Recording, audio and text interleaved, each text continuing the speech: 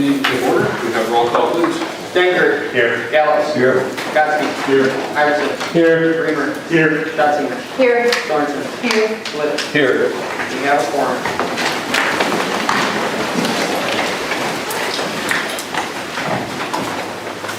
I pledge allegiance to the flag of the United States of America and to the republic for which it stands, one nation, under God, indivisible, with liberty and justice for all.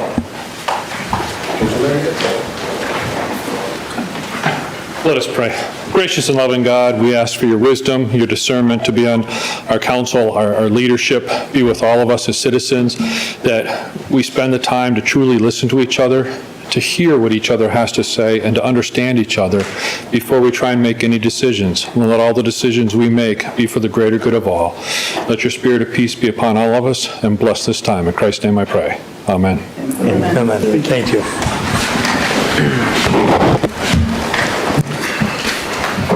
All right, is there a motion to approve tonight's agenda? I'll make a motion to approve tonight's agenda, Mayor. I'll second. Motion by Doug, second by Jonathan. Ellen. I would ask for a friendly amendment to approve the agenda, removing item 1, approve annual alcohol beverage license for Knuth Bookseller. So is that a motion to amend? I would like to make a motion to amend. Is there a second to I'll that second. motion? Motion to amend by Ellen, second by John. Discussion on the motion to amend to remove agenda item number 1 just for Knuth Bookseller. Just for Knuth Bookseller. The application is filled out incorrectly. It is talking about having alcohol, beer and wine outside. That is a separate article or a document that needs to be filled out. And right now, I don't believe that we should approve something that says beer and wine will be served and sold in the bar area of the first floor and at the outside tables in front of the building. That is not part of this application. Thank you. Naomi, do you want to update us on Prior to the that? meeting, I already talked to Ted. When they originally put in the application, that was something that we already discussed because they wouldn't have the food to accommodate that. So there is not going to be any outside. They didn't apply for. So the document should be amended. So that line should be stricken from there, yes.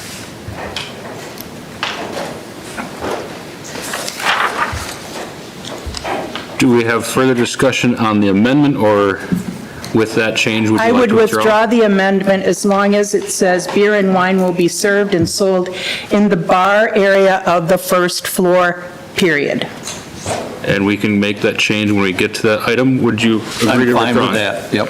So the amendment has been withdrawn. Jolene? No, I guess I was just going to ask, why not just have that discussion when the item comes up? We will now have that discussion when the item comes up. Yeah, okay. So we're back to the original motion of approving tonight's agenda. Any discussion on that motion? Hearing none, all those in favor of approving the agenda, say aye. Aye. Opposed? That is approved. It's now time for public comment. This is the opportunity for citizens to come before the council with comments and concerns on any current city issue, knowing no action may be taken tonight. I ask that you keep it civil and respectful and within 5 minutes. However, discussion of personnel or of individual members of the common council shall not be permitted. I expect you to be respectful, and in return, I expect the council to treat the citizens with the same respect. Before you begin, please state your name and address for the record. Tonight we have one signed up is Troy Damstig. Good evening, everyone. Hopefully you remember me. But in case you don't, I thought I'd stop by and remind you who I am. My name's Troy Damstig. Oh, I'm sorry. Troy Damstig, 864 Nordane here in Ripon. My name's Troy Damstig, your community's new municipal judge. Wanted to come by and introduce myself, remind you who I am. Since I was appointed as the Lakeside Municipal Court judge by the executive committee to fill Judge Jay's remaining term since his retirement. So the election will be on November 4th, and just wanted to stop by and tell you I have been enjoying my new duties since his retirement, and I've been doing them since August 1st. I enjoy continuing to serve the community, including Ripon, as well as my other 23 jurisdictions. A little bit about myself for the voters that don't know me. I grew up in the Ripon and Brandon areas and served many communities throughout Fond du Lac County since 1990. I started as a 911 dispatcher for the City of Ripon and the Fond du Lac County Sheriff's Departments. In 1994, I became a sworn officer and served the village of North Fond du Lac for 16 years, and then came over here to the Ripon Police Department and served for another 15 years. Additionally, while doing those positions, I held some part-time police officer positions at the villages of Brandon and Fairwater, as well as Campbellsport for many years. Over my career, I had several positions, including school resource officer, evidence technician, field training officer, DARE officer, property custodian, and sergeant, and then I retired here from the Ripon Police Department at the rank of captain. A little bit about my education. I have a bachelor's degree in administration of justice and a master's degree in organizational leadership and quality, both from Marian University. And then I also have a certified public manager degree from the University of Wisconsin in Madison. My extensive law enforcement career has already helped me in my new judge role. I'm very familiar with state laws, local ordinances, police procedures, rules of evidence, and the constitutional requirements that the officers must abide by. This firsthand law and police procedure knowledge, combined with my education and administration experience, helps me effectively serve your community while ensuring the citizens' rights are protected. A little bit about Lakeside Municipal Court. We serve 23 communities across 3 counties. And that means we hold court in 5 different locations for the convenience of the users of the court. Lakeside Municipal Court is one of the largest in the state, and therefore it's also one of the busiest. So far, in the first 8 months of this year, we processed 6,947 cases, and if that caseload continues at this rate, we'll have about 10,500 at the end of the year, which is about 1,000 more than last year. The court is staffed by 2 full-time clerks, as well as myself, the 1 judge, and our office is located at North Fond du Lac. They're the fiscal agent for the court. We take pride in our personal attention we provide citizens, especially during our juvenile sessions, and matters addressed by the court include state traffic violations, from operating while intoxicated on down, municipal ordinance violations, as well as building and fire code violations. If you have any additional questions, or if there's anything that you feel the court needs to address for your community, I ask that you reach out to me at the court. Thank you for your time. Thanks, Troy. Thank you.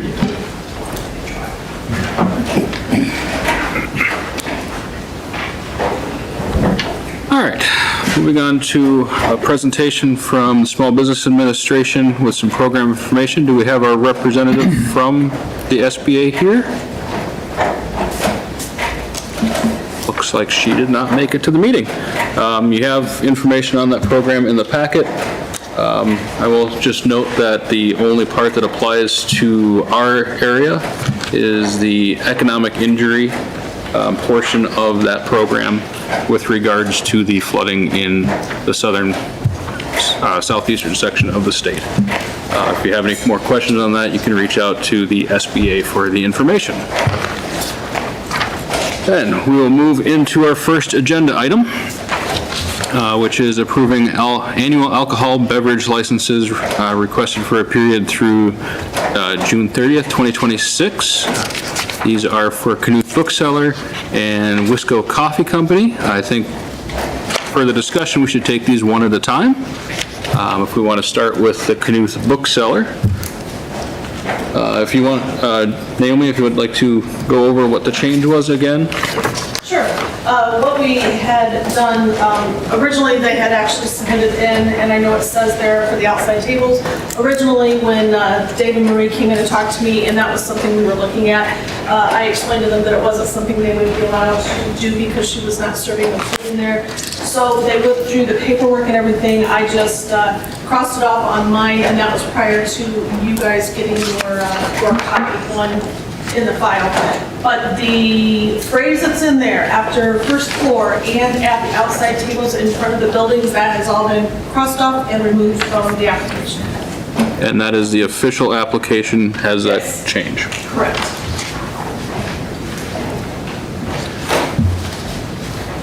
I'll make a motion to approve. I will second. Motion by Jonathan, second by David. Any discussion?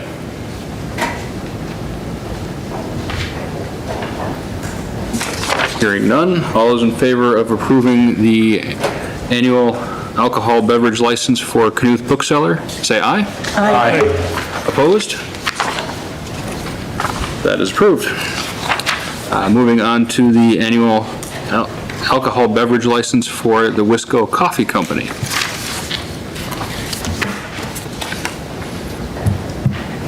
I'll make a motion to approve. I'll second. Motion by Jonathan, second by Mark. Any discussion on that application?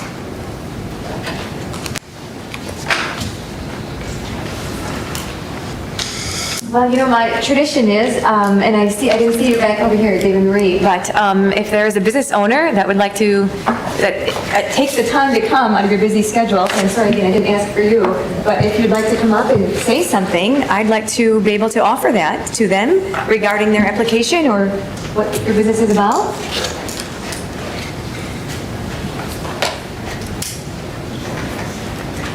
I'm Josh Nigbor, owner of Wisco Coffee Company, and I guess we just decided to expand our mobile units to have a brick and mortar here in town.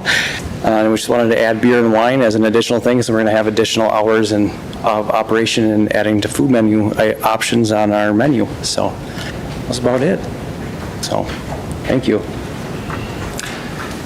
Any further discussion? Hearing none, all those in favor of approving the annual alcohol beverage license for Wisco Coffee Company, say aye. Aye. Opposed? That is approved. Next item is to approve sidewalk cafe and/or outdoor service / beer garden licenses for the period going through, that should be June 30th, 2026. For this one, we just have the one for Wisco Coffee Company.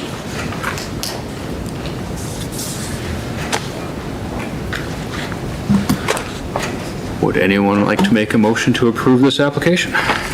I'll make a motion to approve the Wisco Coffee Company sidewalk cafe or beer garden permit application.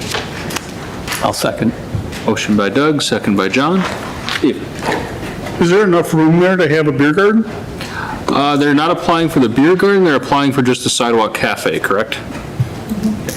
There are chairs there, there were chairs there Yeah. already. Looks like they're keeping the same setup as Muggs had. So it's a chair. Yeah. Okay. Now with your license, there's actually a picture there that they show you as far as pretty much exactly the same as what Bob's had. Nice. We're just gonna have the chairs out there. Any further questions or discussion? Julie? I just want to say it's great to see local people making our downtown look great and being creative with filling businesses downtown. Any further discussion? Hearing none, all those in favor of approving the Sidewalk Cafe license, say aye. Aye. Opposed? As approved. All right, moving on to next item, which is pay application number 4, which is the final pay application for the Tigert Street Bridge Removal Project. This is in the amount of $10,266.43. I'll make a motion to approve pay application was number 4 for $10,266.43. I said, all right, $10,266,000.43, right? Yeah. I'll second. Motion by Doug, second by Mark. Any discussion? I'd like to say that I think it turned out really, really nice. I'm still concerned about the weeds on the slope going down to the creek, but I'm sure somebody's working on that right now, but hopefully they are. But otherwise, I see it being used a lot. The chairs are nice, people sitting in the chairs. Great improvement. Any further discussion? Hearing none. All those in favor of approving pay application number 4 for the Tigert Street Bridge Removal Project in the amount of $10,266.43, say aye. Aye. Opposed? That is approved. Next is a pay application number 4 for the St. Wenceslas Street reconstruction project. The pay application is in the amount of $47,308.43 and is recommended for approval, but this is not the final. Is that correct? Yeah, this is just number 4, not the final. As you recall, there were additional stormwater improvements on the end of East Sullivan, the tie in St. Wenceslas that were approved a couple months back that are scheduled to start next week, or actually this week, I believe, now. And so those have kind of extended the overall project, but this sort of closes out the first phase of it all. Would anyone like to make a motion to approve this pay application? I'll make a motion to approve pay application number 4 for $47,308.43. I'll second. Motion by David, second by Steve. Any discussion? John? I went there tonight before the meeting to look at the grade on the terrace where the dirt meets the curb and where it meets the sidewalk. And as far as I'm concerned, it's not done. It's not finished up to standards. I don't know who approved it or who looked at it that said it's okay. There's a lot of settling.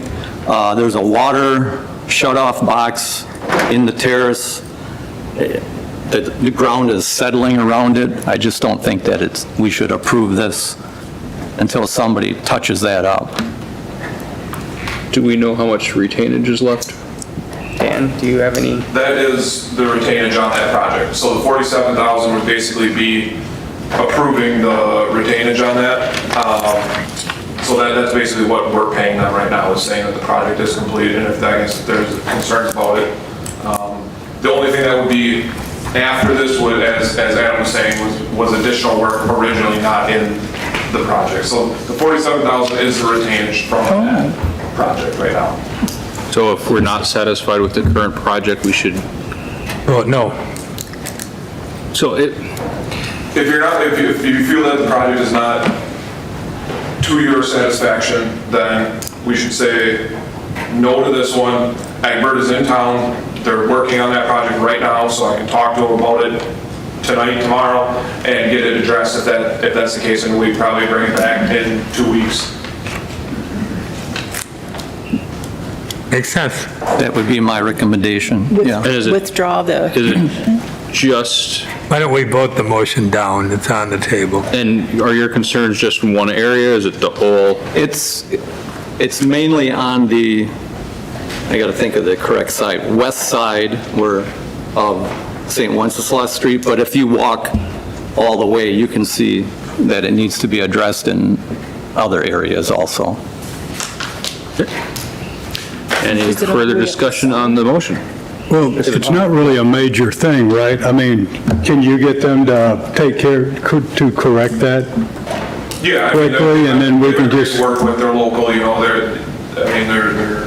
Yeah, then we can just keep moving on instead of bringing this back. And there's still another $43,000 balance on it, right?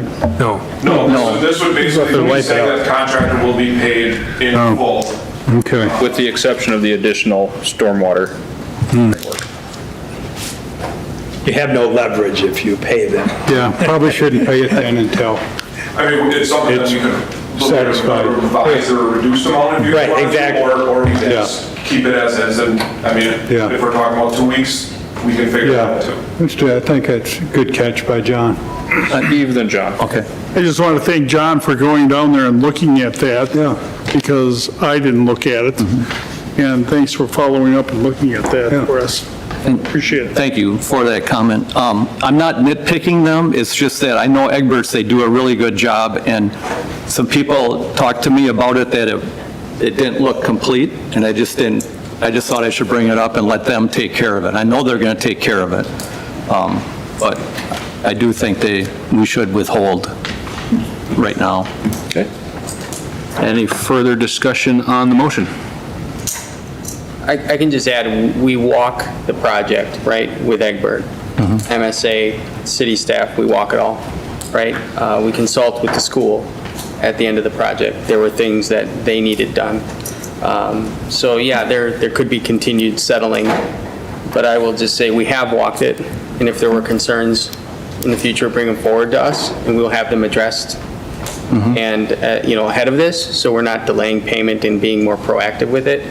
Ultimately, things continue to settle out, and we do have challenges after projects come back, and there are warranties on work. So Egbert will still be there, but again, we do walk it, we do review it.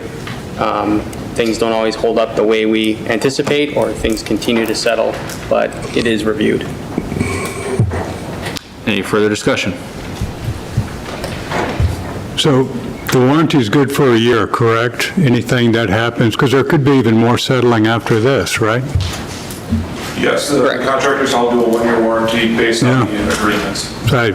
And we have a good relationship with them. I can't see any reason to hold it back. I think they're going to do the And right settling would thing. be covered under warranty. Correct. Yeah. All right, any further discussion? We'll take a roll call vote on this one for approving pay application number 4, St. Wenceslaus Street project in the amount of $47,308.43. Adam? Benkert. No. Gallops. Yes. Gotsky. No. Iverson. Yes. Weimer. No. Schatzinger. No. Sorensen. No. Split. No. Motion fails. So Dan, if you could contact Egbert Do that in the morning. and see if we can get this settled before the next meeting.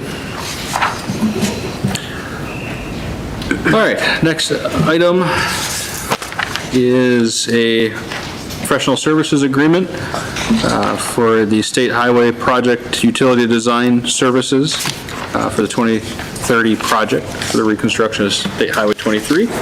This agreement is between the city and MSA is this the full design of the project? Full design of the utility work for that project.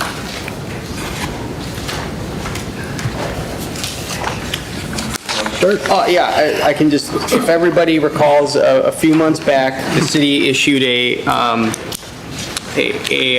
RFP for design services for the reconstruction of State Highway 23 through the city scheduled in 2030. This was for underground water and utility infrastructure, water sewer utility infrastructure. We went through that process, and the council at that time had selected MSA as a recommendation to bring forward a formal proposal to do that work. So we've sat down with MSA on a couple occasions, got information from the engineer from the state as well as from DOT, and have updated everything to be generally in line with what the schedule for the project is, with an estimated fee for the work scoped out in the phases of the project, 30%, 60, 90%, and then you can kind of see the detail of it all. Dan is obviously here and would be happy to, I'm sure, talk or answer any questions. Would anyone like to start discussion or make a motion?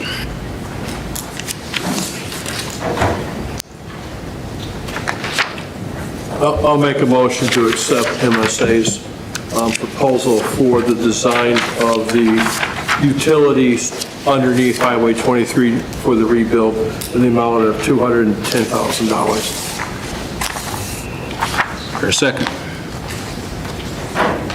I'll second, with just a clarification that it's approving the professional services agreement.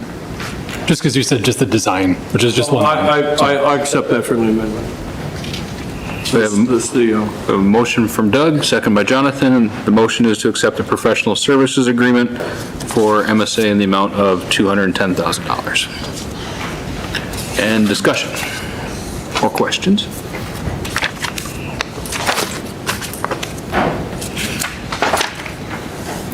If there is no discussion, all those in favor of accepting the professional services agreement with MSA in the amount of $210,000, say aye. Aye. Opposed? That is approved. All right, next up, we have a presentation from MSA. Yeah. Yeah, I need that. I think my remote might be dead. All right, so we have a presentation from MSA in regards to our industrial, is this just the sewer? Yes. Sewer utility. Sorry, I didn't catch your name. Hi, my name is Joe Martirano. I'm with MSA Professional Services and a few colleagues here tonight. I have a short presentation, as you said, that I will be giving. I will try and talk quickly, but I will have time at the end for questions, so please feel free to ask them. Let's see if this works. All right, so the background of this project, we've been working with Adam and Katie since about middle of 2004, I think is when we first started talking about the industries in town and they're users of the city's wastewater treatment facility, okay? And as many of you may know, the treatment facility is regulated by the state DNR, and you have a discharge permit, which allows you to discharge effluent, which is treated wastewater, into the river here, and you have to comply with a number of rules with that permit. And the city has had some issues with compliance, and the DNR has been aware of these, and the city's been good working with the DNR through those. But some of those issues have caused us to take a closer look at the industries in town, and specifically the quality and characteristics of the water that they're giving you to try and figure out what's causing the problems that you're having, right? So I have up on the screen here this thing called wet testing. That's kind of the big one that has been a problem that is caused by metals and surfactants and other things. You don't have that much data on what your industries give you currently. There is a system in place that I'll highlight in a few slides here, but I would say that it could definitely be improved to get a better understanding of what's happening. And then there's also the surcharges that are in the city's rate schedule that need some adjustments and revisions to more accurately reflect real costs. And then finally, providing the city with, I say appropriate authority, but really it's more clarifying authority to manage your industrial customers and make sure that you can, control them. So I wanted to show on here, we have the rate schedule. This is a piece of the rate schedule from the city here. And what we're talking about specifically tonight, my laser pointer's not really showing up well on the TV, but we're talking specifically about those charges on the bottom there in that red box. So when I say a high strength surcharge, it's one of those. So those 5 things that are listed there are pollutants that are in wastewater. And essentially when you have somebody that discharges a lot of them, the city is authorized to collect a surcharge for that. Residents and, establishments like City Hall, they're not discharging wastewater that's in excess of that. This is usually people who have, processes and industries, right? So when we talk about revising those numbers, that's what we mean. And you can see there that from 2024 to 25, those rates were left the same, but what we'll get to in a few slides is we've done a study that has essentially said, here's what we would recommend those surcharges be next year, okay?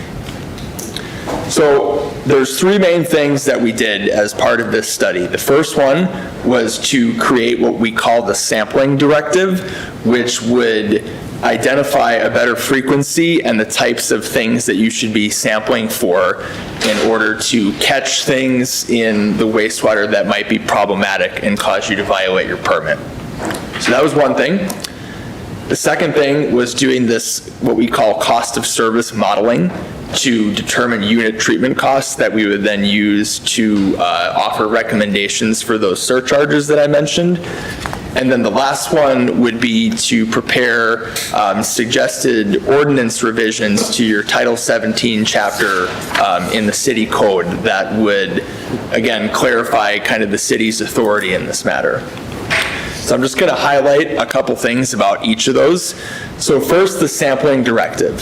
So in that gray box there, that's what you guys are doing now.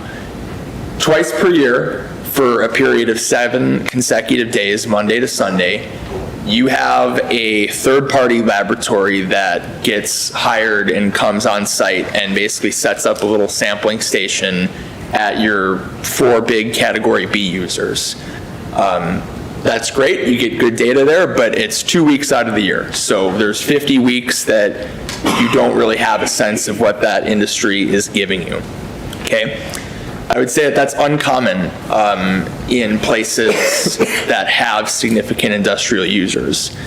And again, these 5 things here that you see on the screen there, that's kind of the spelled out names for what those are, but those are the same things in your rate schedule. So you're basing what you're charging a user off of 2 weeks worth of sampling data, okay?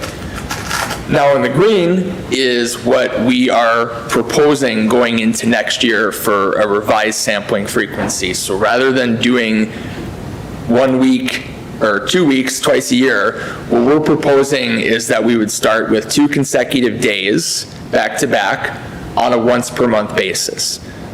It's really important to not just have somebody show up and stick a beaker in the sewer and take a sample of the water. It's really good to have technology that can capture what's flowing through over an extended period of time. We call that a composite sample. That's much harder to cheat the system, if you will. And you know, if an industry knows that somebody's coming, it's easier to manipulate what they're doing. I'm not saying anyone would do that, but it's happened before.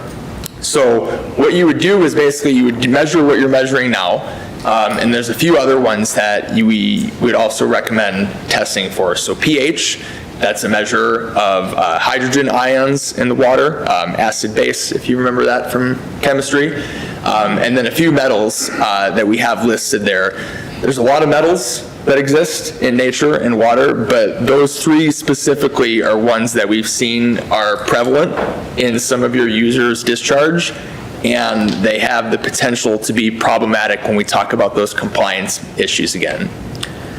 In a perfect world, you're sampling every day, but that's not realistic from a cost perspective. So this frequency that we set there is kind of a starting point that is, you know, cognizant of what this effort costs, because that cost is borne by the industries.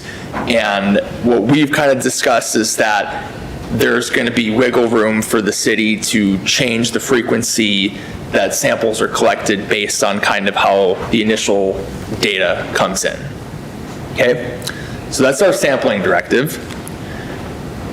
Cost of service modeling. So I'm not going to talk about every box that you see on there, but what I want to illustrate to you is that we essentially created a model that is for your sewer utility, where we take wastewater data, we take your expected budget for the utility, and we figure out how much it costs to treat all those characteristics that were shown on the screen. So every gallon of water, there's a dollar amount assigned for that.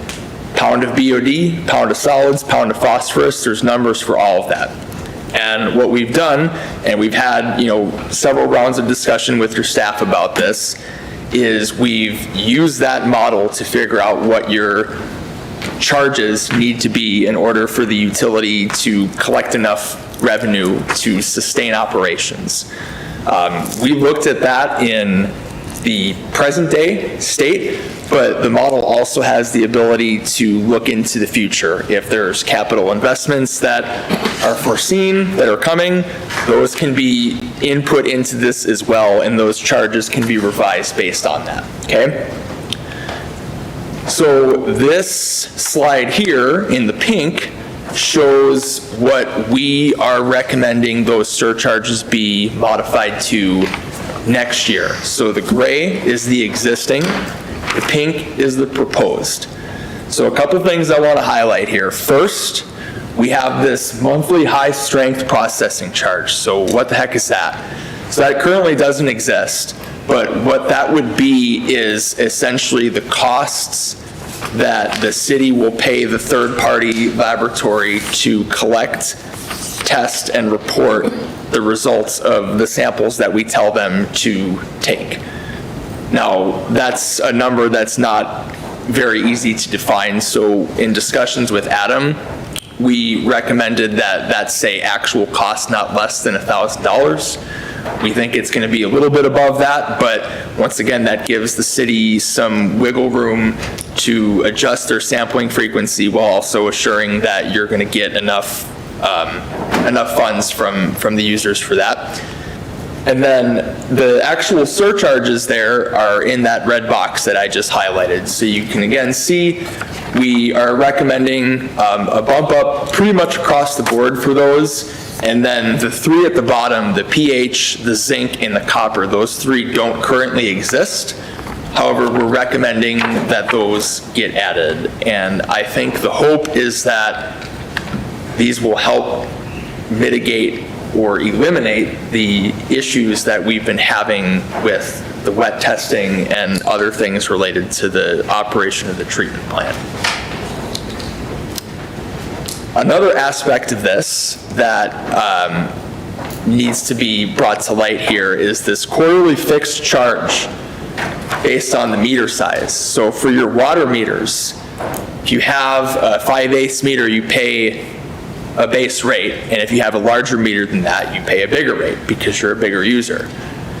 Your surcharge doesn't currently have that. So correct me if I'm wrong, but industries and businesses that have larger meters pay the same per quarter as a house.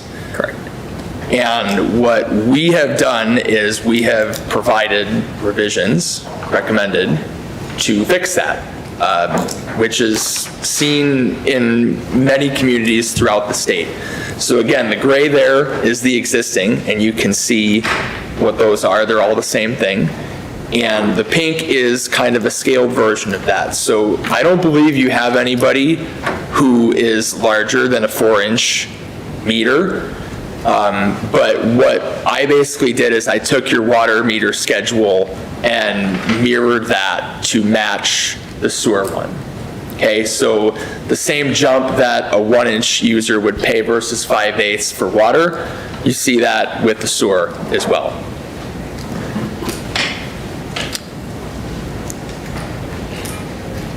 And then finally, our ordinance revisions here. There's a 7-page memorandum in your packet that has a bunch of these written out. What I wanted to do is just pull a couple examples here to tell you what these are. These are revisions. I looked at your entire Chapter 17 ordinance and tried to identify not loopholes, but kind of areas where there wasn't strong language about high-strength users, Category B users, surcharges, sampling frequency, stuff like that. And so there's a number of these that are listed out there, but they all kind of follow this general flow that you see on the screen there. So there's either an add paragraph or revised paragraph to do this. There's a statement of purpose saying why we're doing this, and then I have suggested wording for that. My understanding is that your attorney has taken an initial review of this. I think based on discussions, the suggested wording that you see is probably not final. It may change a bit, but I think the consensus in general is that it's going to give you what you need moving forward to have better management of the high-strength users.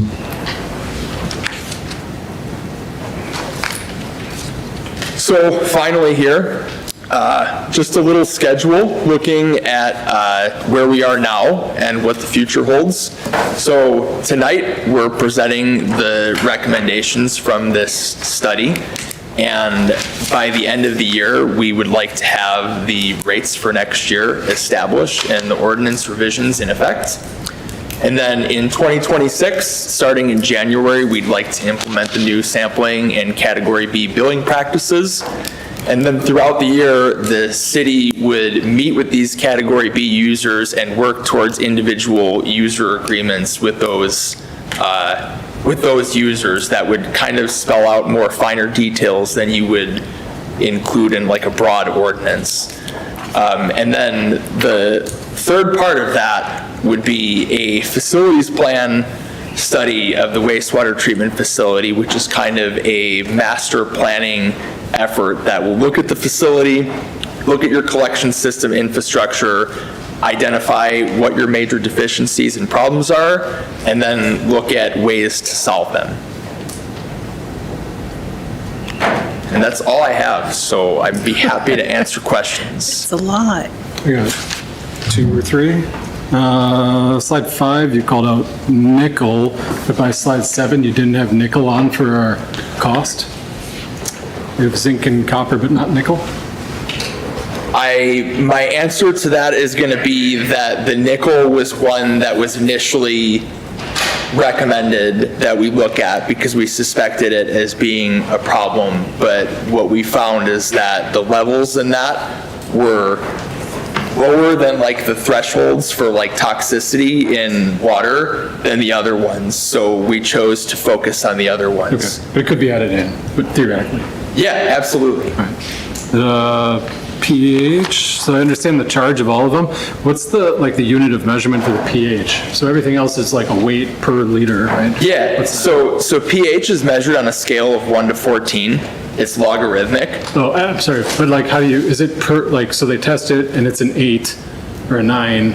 Is it per liter of water that's passed through, or is it just your charge of that? So based on what your sample is, like the range there is 6 to 8.5. That's what's in your ordinance now is like an acceptable range of pH, which I agree with. So like if they were a 9, they would have to pay 500 times 5, right? Because it's per 0.1 unit. That didn't make its way onto that table, but it was based on a 0.1 increment. Okay. You won't have a problem on the high side, it's the low side. Okay. And then just a broad question, are there other communities that are bigger that are moving to like a constant flow monitoring for bigger businesses? Oh yeah. We would never do? There's a lot of examples where like they will make the industry put in like it's like a mini fridge, but it's like a continuous sampler, and they make the industries report that. Same with flow metering. So like they have like a real-time measurement always of what is going through their sewer. Certainly an option. It has cost. It's not always easy to do.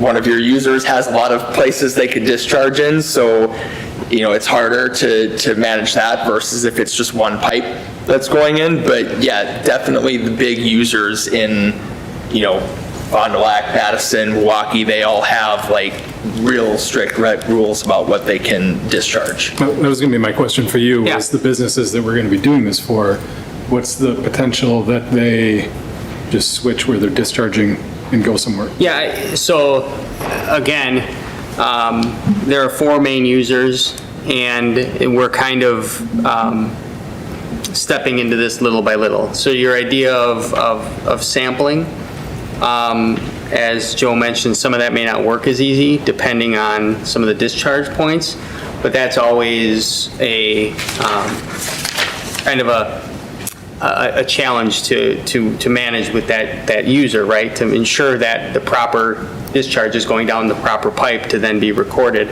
And there's always, the bypass valve got let go and when they cleaned up and it didn't go through and read, and on and on and on. That's just a big thing in wastewater. Ultimately, where we are taking this is we're stepping into this gradually, right? We're sampling currently 2 periods a year and basing the entire year on those samples plus an average of the previous 2 or 3 quarters. So if somebody has a really bad quarter, it gets feathered out because of the average. But if that doesn't continue 6 months later, but that entire 6-month period, they discharged at a very high rate, we are not collecting our costs into that.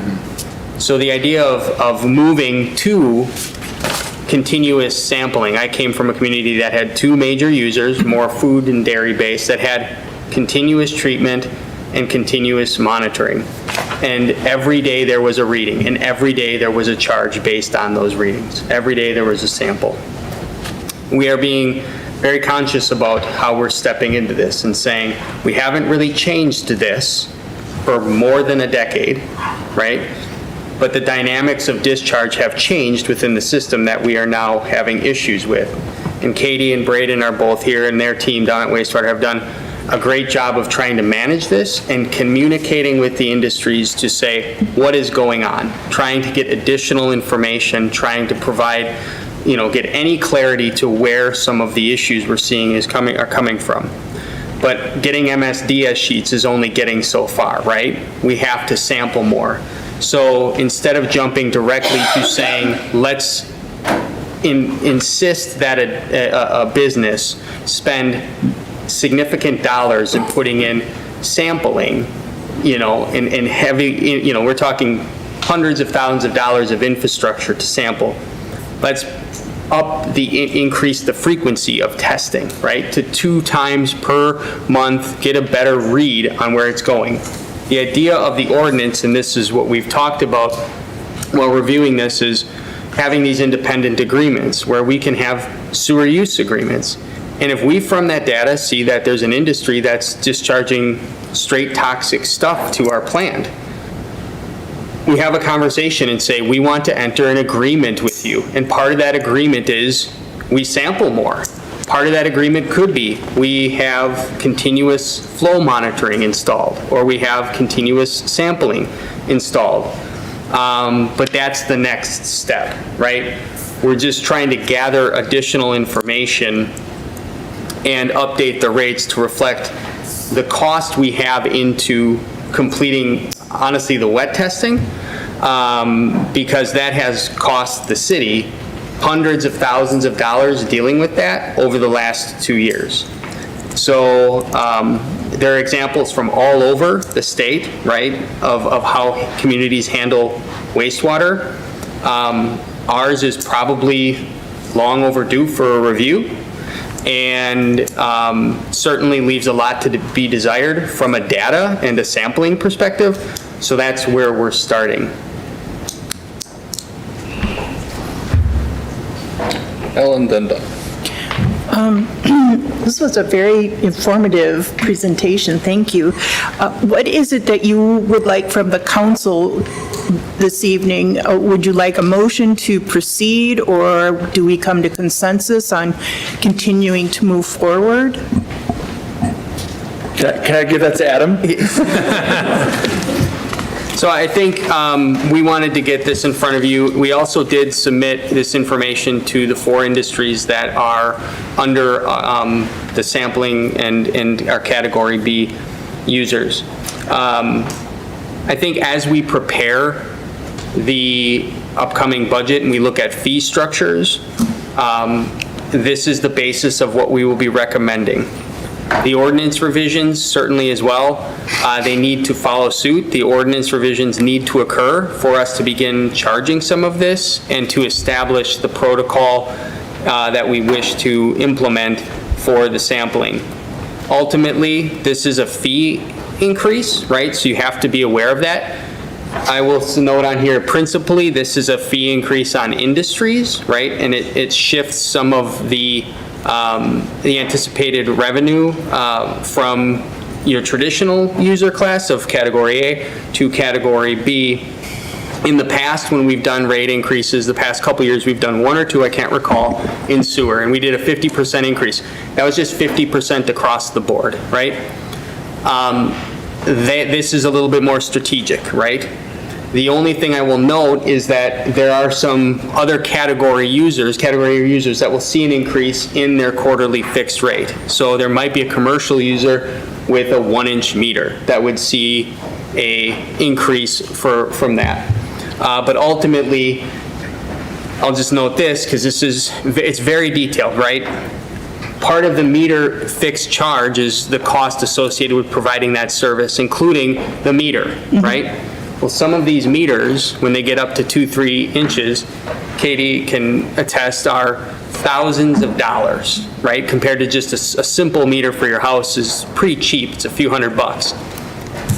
The water is taking a significant burden because it's played 50-50. We're never getting our money back on that meter on the sewer's side with a 2-3 inch meter at a $29.57 charge, as well as we are sampling these individuals monthly. So the amount of administrative work associated with these particular users is significant compared to just a general user.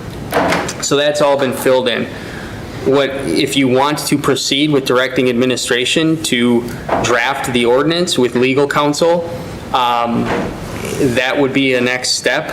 I would also, we don't have to talk about the fees today, or have those approved, but just understanding that those are moving into the budget structure today. We'll propose those. And then I think ultimately, we will be back, I believe, with a plan to do a sewer facility plan, which we may budget for. We've talked about that. I believe the last time, and just so everybody knows, the last time a sewer facility plan was completed was in 1996. So it's been 30 years since we planned for the operation and future of our sewer facility plant, and we haven't done an upgrade at the treatment plant since 2002. Okay, so a lot has changed over that period of time. And as we have experienced some of these challenges, the DNR is not going to sit here and just say, okay, keep going the way it's going. They're going to say, what are you doing to fix it? So the facility plan, which studies the operation and plans out the investment for the next 20, 30 years, would be the next step after that. Doug, then Steve. Come back to you. Well, what I don't quite remember what I was going, oh, yes, I do remember now. Would you consider this to be an ongoing process over the next 5 or 10 years? This revision, looking at the outflow of the 4 main companies that we are targeting. And then lastly, did we implement anything in that 96 plan for this wastewater treatment plant? Or was that just done and we didn't do anything? In 1996, we did a facility master plan, and then by 2002, we did an upgrade. Okay. So it was used to do that, and I don't know, Katie might know what that plant upgrade was, but. The whole plant? So the whole plant. I think it was the upgrade, yeah. And to your question about, this has to be an evolving thing. We can't just sit here again and sit on rates and sit on structures and sit on testing and sampling that causes us to continually fail, right? Right, I agree. And so consistently looking at it, looking at the cost of service, sampling, getting into agreements with our industrial users when there are challenges, adjusting to when we get a new permit, because it's not going to get any easier for the city to comply with our next discharge permit where our phosphorus levels or other things may end up going down. So we then have to handle that.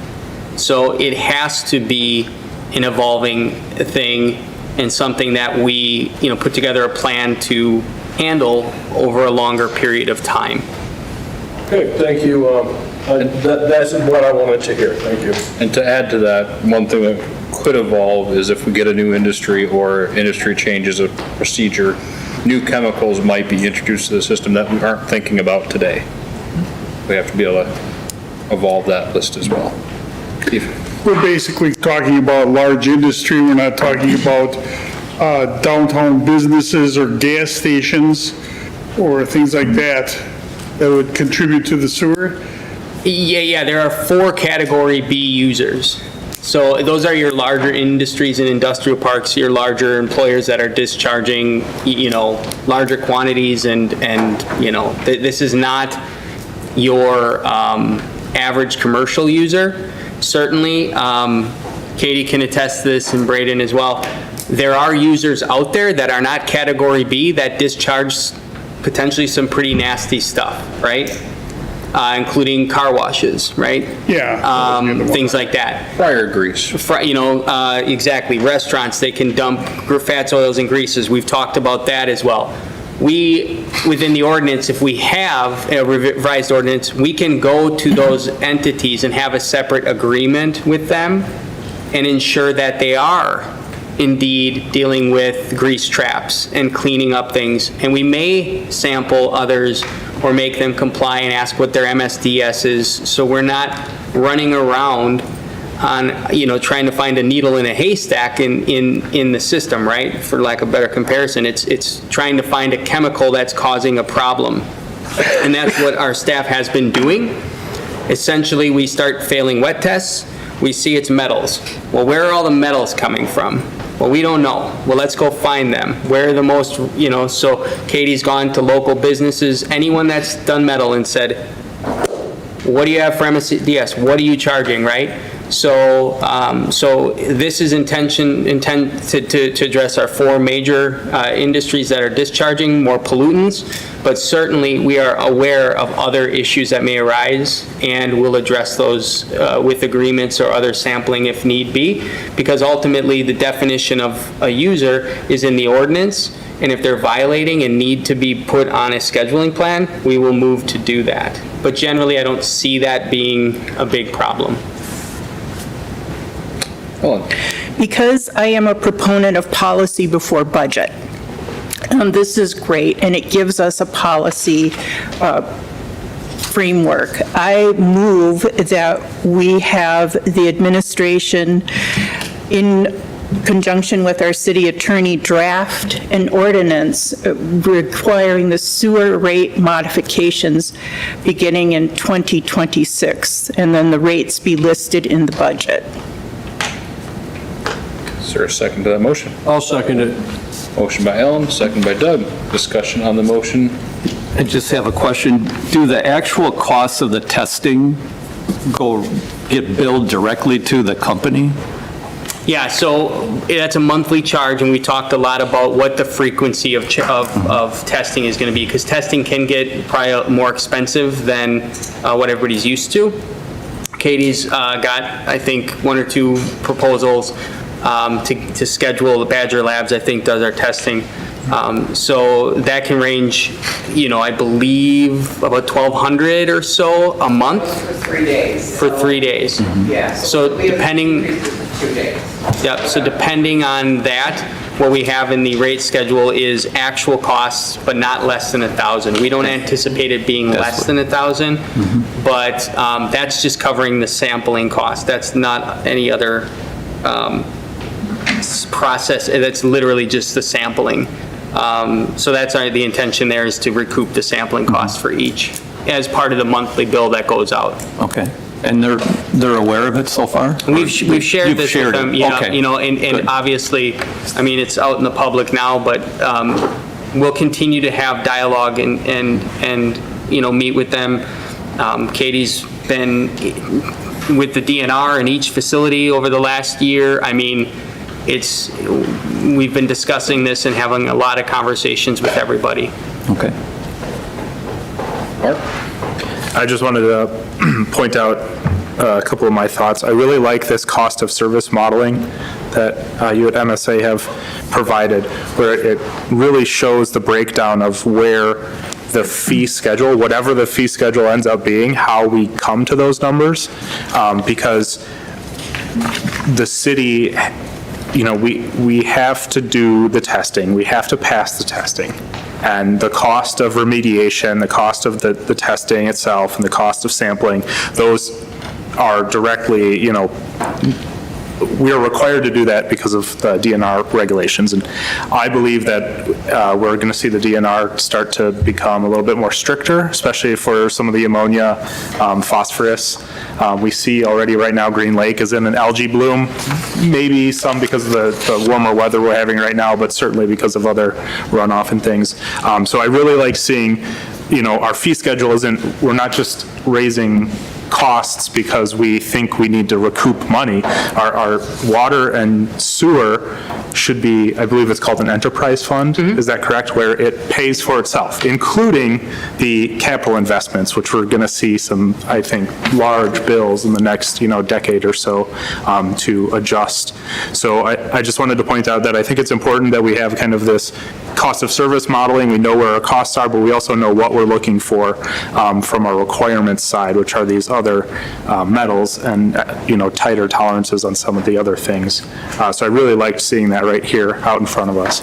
Yeah, and I'll just clarify that everything that's in your schedule there, with the exception of like the zinc and copper directly, is something that's in your permit, right? The chloride specifically is something that has been an issue that you've had to apply for variances for in order to deal with that. And you have some users that give you a lot of chloride, so that's a big factor in it. But yeah, I mean, it's designed to look at all the stuff that you're regulated for and not just, whatever you want. Yep. I love that we're looking at the quality and safety of our water. It's something that impacts our entire, everyone in the city, whether you live here or visit here. A couple questions in that my guess is, and I don't know, maybe Adam, I don't know if you need this, but I can imagine when you talk to our local industries, you had said there are other cities that are going to these models and even being more strict with the frequency of their testing. Is that something that with your services you can provide so that we have the talking points to say, hey, even if you don't like this, look, we are working with you, we are taking steps, and other places, this is something that's common or being enacted. Is that something that you can provide? I think we could provide some examples. Okay. And ultimately, we've looked at what we could from data online. Joe and his team have looked at rates and trying to compare others, so we're not going crazy. Exactly. To others, right? At the end of the day, while that's good to do, it doesn't necessarily matter, because if it costs us X amount of dollars to treat something, it costs us X amount of dollars to treat something. We shouldn't be creating a rate based on what our neighbors are doing. It's what it's costing to treat that issue, right? So that's why we have a unique and independent formula, and that's why every community has a unique and independent method and way of dealing with this. So it's not universal, and it's different between permit and different between type of user. So this is really custom to what we are challenged with and what we are regulated by, and where we feel is a good balancing act to start to not overwhelm. Mm-hmm. Now, where others are, though, would be like the frequency of testing. So if others are doing it, daily, to your point, that would be something that is separate from the cost to mitigate. So that could be helpful to share. And speaking of the cost then to mitigate, do we know, can you talk about the cost are there certain items here that cost more to mitigate? And should there be any consideration of the rate per item if one user has something that's quite costly than others? How is that played into? So if you look at the numbers, I really wish this laser pointer worked with the TV. So that already is figured into that. Yeah, so like my eyesight's not great, but the total phosphorus per pound, all that is per pound, okay? Like we say in excess of 250 milligrams per liter for BOD in solids. Phosphorus is in excess of 10, because the spectrum is different for phosphorus and BOD. But all of that is measured to the same relative unit, which is a pound, okay? But the cost per pound of phosphorus is way higher than it is for BOD. Part of that has to do with how much phosphorus there is compared to BOD, but also like the impact to remove it. It costs a lot more to remove a pound of that than BOD.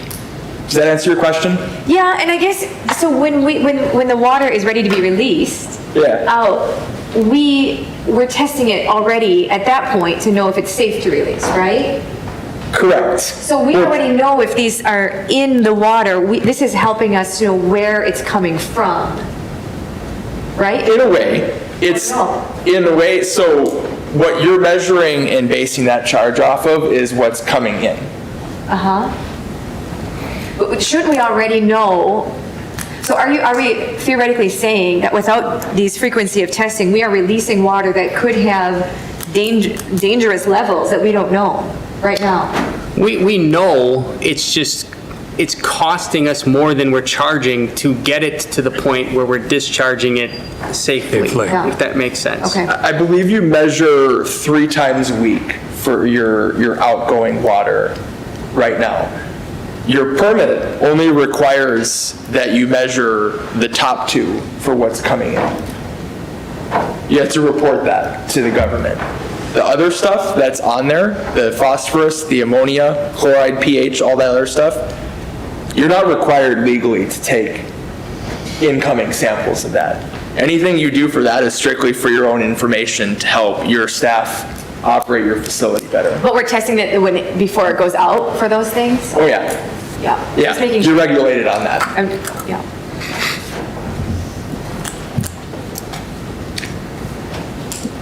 Any more questions or discussion on the motion to instruct administration and city attorney to proceed with drafting ordinances and updating rates? So the ordinance on the table is for the rate structure. What about, if I understand, what about the ordinance with the memo that was presented to us to enhance the language? The current motion is to instruct city administration and city attorney to get a final draft of both the ordinance topics as well as the rate structure. Is that what is that? Yes. So tonight was just a presentation of information, and they'll finalize it and bring it back to us at a future meeting. Is there any further discussion? Hearing none, all those in favor of the motion to proceed, say aye. Aye. Opposed? Thank you very much. Thank you, Joe. Thank you. Thank you. Just need my thing, Adam. Oh, yep. That's pretty nifty. Appreciate it. Thank you. All right, we will move on then to project updates and staff reports. Anything for PD? Public Works or Utilities? Anything else? Everything is quiet. We're doing water hydrant flushing for water. So you'll see some of the guys out there doing that. He talked a little bit about wet testing. We completed wet testing 2 weeks ago. Yep. So that's complete, and we're working on new buildings. Very good. Naomi, anything? And Adam? So I just did a quick update. So the 2026 budget, Sean and I have been working on the budget with department heads. We'd like to schedule a meeting in either the 29th or 30th. If the council is available to do a budget workshop to go over that with you all.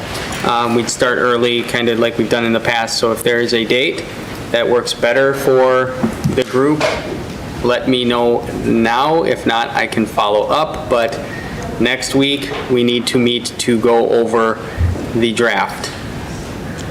Any hard no's on a date? The full week, just any days? 29th or 30th would be better, Monday or Tuesday. Whose phone is that? I think it's our newspaper, correct? No? Is that your phone? Is this Roger. right? Roger? Yes. Oh, okay, sorry. I didn't know if Joe had it. Oh, okay. 29th to 30th? Yep, either day. Either one is fine with me. You got me. Let's Jolene, you don't work nights anymore. 30th, one more, okay, gives us one more day. One more day to prepare, Sean, one more. Right. Just take it. What time specifically? We'd start at around 6 o'clock, and we can have things like food and refreshments for you all, so if you have to come after work. The 29th works better for me, but I can make the 30th work.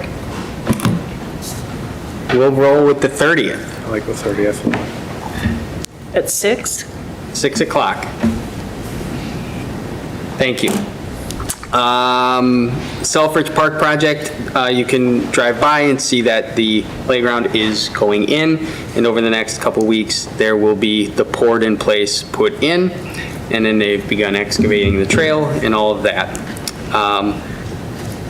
Just quick, on September 15th, Watco, I noticed here that rail spur, there was a derailment on the city's rail between Douglas and Stanton.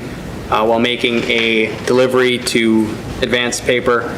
Not a massive derailment or anything of that nature, but essentially the rail's condition has deteriorated to a point where the ties are no longer holding the track adequately in place when they are turning, and causing the gauge to move and the train to not be within the tracks. So we are meeting with WACO and meeting with the impacted businesses to talk about next steps. And if you have any questions about that, be happy to show you pictures and discuss what we are looking at doing there once we have a little more information from WATCO and the businesses, but currently the rail is closed. And then finally, I did just provide you a note regarding the closing of the CDBG Housing Revolving Loan Fund. So that's been a program the city has managed with help from MSA over the last 30 years we've had the program or so. It's the one where income related goes on a secondary mortgage. Property owner doesn't have to pay it back until they sell the house. They are regionalizing it and closing it out. So just wanted to let you all know that. Ultimately, we have all of the dollars going out before the project will close, but we will have continuing obligation to manage the loans until it closes out, which could take decades. If you have any questions, let me know. Thank you. Any questions for Adam? All right, I do not have any appointments or communications for this evening. Any future agenda items or comments from council?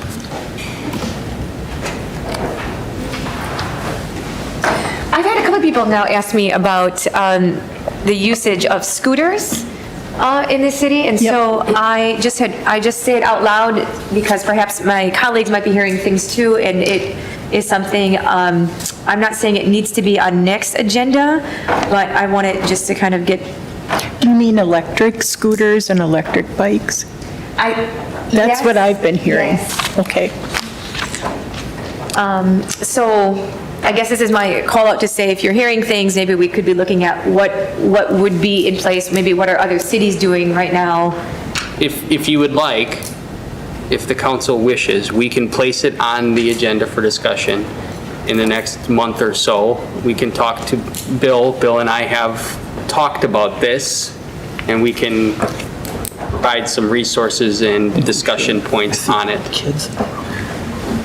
Yeah, I think it would be valuable just to hear what are our current ordinances, and then, are there any state ordinances on kind of those things that we see, so that we know what is the status of those items or things that we're hearing right now, and then we can discuss where issues may lie or kind of what, because we won't be able to tell if something is appropriate or not appropriate until we know what we've kind of bound that to be. So I think hearing from the chief would be good on that. All right, anyone else? All right, at this time, I'm seeking a motion to adjourn to closed session under Wisconsin State Statute 19.851G, conferring with legal counsel for the governmental body who is rendering oral or written advice concerning strategy to be adopted by the body with respect to litigation in which it is or is likely to become involved. Discussion would be on public works facility change order and engineering update, and reviewing the minutes from the last closed session. So moved. Second. Motion by Mark, second by Ellen. All those in favor of adjourning to closed session, say aye. Aye. Opposed? We're adjourned to